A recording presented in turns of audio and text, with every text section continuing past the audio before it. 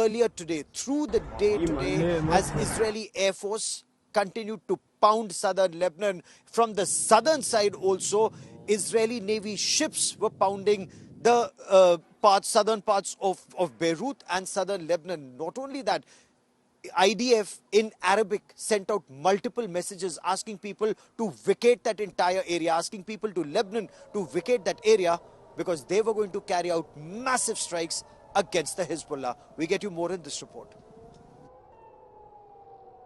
और एक बार आप फिर देख सकते हैं ये हाइफा के ऊपर रॉकेट अटैक हुआ है हमास हिजबुल्ला का, और हिजबुल्ला के इस रॉकेट अटैक के बाद आयरन डोम सिस्टम पूरी तरह से कि इसको मैं आपको और पास से दिखाने की कोशिश कर रहा हूं, और हमको ये कहा जा रहा है कि अंदर आ जाओ, बाहर मत रहो। तो अब हम इस ओके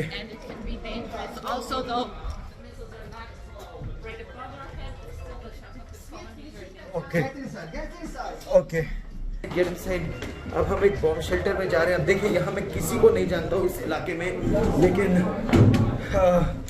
अब यहाँ पर जितने लोग बाहर के थे, और देखिए यहाँ अभी भी खून पड़ा है। यहाँ खून 2 दिन पहले यहाँ लोग घायल हुए थे, उनका खून पड़ा हुआ है। This is life in Israel. This is the life in Israel life. Yeah. यहाँ से अब आप खुद अंदाजा लगा सकते हैं कि यहाँ स्थिति क्या है। बेहद तनावपूर्ण स्थिति है इस समय। जहाँ हम खड़े हैं ठीक इसके पीछे हिजबुल्लाह के रॉकेट एक के बाद एक ये रॉकेट आ रहे हैं, और इन रॉकेटों के आने से सड़क पर चलते लोग अब यहाँ बंकर पे आ गए हैं। यहाँ एक चीज मैं आपको और दिखाना चाह रहा हूँ, हालांकि ये थोड़ा सा आपको भयभीत करेगा।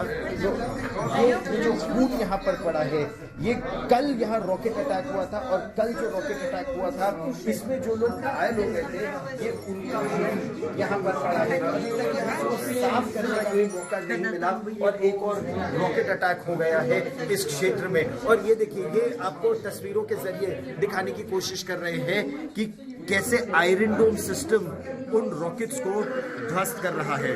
ये जहां हम खड़े हैं ये बिल्कुल वही का इलाका है, ये ऊपर का, और एक के बाद एक रॉकेट अटैक हुआ, और ये इनके कैमरा में ये तस्वीरें लगातार आ रही हैं। तो यहाँ पर इस समय इतनी तनावपूर्ण है।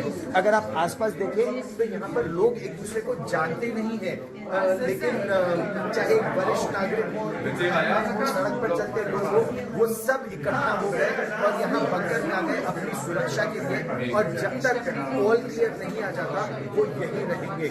ये स्थिति है इस समय उत्तरी इजराइल के हाइफा में। एक दूसरे की मदद करते लोग, तनाव में इस तरह बंकर में रहते लोग। Now people are in underground bunkers even in Haifa and around Haifa, especially at a time when these air raid sirens are sounded. But if you look behind me, there are a number of helicopters that are now flying in this area. The biggest hospital in northern Israel is pretty close to this place, and when Israeli forces move forward, a lot of time, if God forbid, if there are casualties, those casualties are then brought in to the hospital right behind me. Often at times for command and control leadership also moves forward, one of the most crucial helipads in this area.